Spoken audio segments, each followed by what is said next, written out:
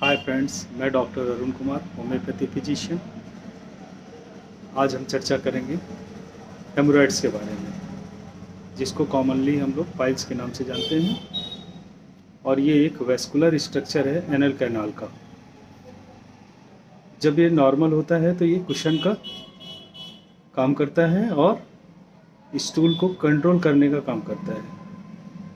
Disease condition में ये inflame हो जाता है, जिसमें स्वेलिंग आ जाती है और स्टूल पास करने में हमें प्रॉब्लम होती है। अब ये दो टाइप का होता है, एक इंटरनल हेमोराइड्स और एक एक्सटर्नल हेमोराइड्स।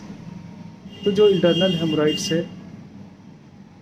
वो पेनलेस, यानी बिना दर्द के ब्लीडिंग होता है हमें जब हम मोशन करने के लिए जाते हैं, वो भी ब्राइट रेड कलर का। और एक्सटर्नल हेमोराइड्स के ये स्वेलिंग और पेन कॉज करता है एनस के एरिया में। और जैसे देखें तो इसके बारे में जो कॉज हैं, एग्जैक्ट कॉज इज़ अननोन, इसका कोई एग्जैक्ट कॉज नहीं है। फैक्टर्स हैं जैसे कि हमारा इंक्रीज्ड एब्डोमिनल प्रेशर, यानी कि हमारे एब्डोमिनल, जब हम मोशन के लिए जाते हैं तो प्रेशर एब्डोमेन से बहुत ज़्यादा प्रेशर पास होता है या पास करते हैं, तब ये कंडीशन आती है। जैसे कॉन्स्टिपेशन हो गया, डायरिया हो गया, लंबे समय तक टॉयलेट में बैठना हो गया, मोशन के लिए प्रेशर लगाते रहना हो गया, और या फिर ये प्रेगनेंसी टाइम में हो जाता है।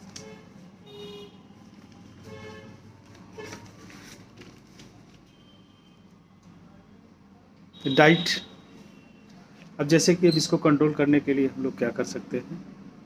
डाइट यानी फाइबरस डाइट लेना शुरू करें, लिक्विड फूड इंटेक करें, सिट्स बात करें, इससे फ़ायदा हो सकता है।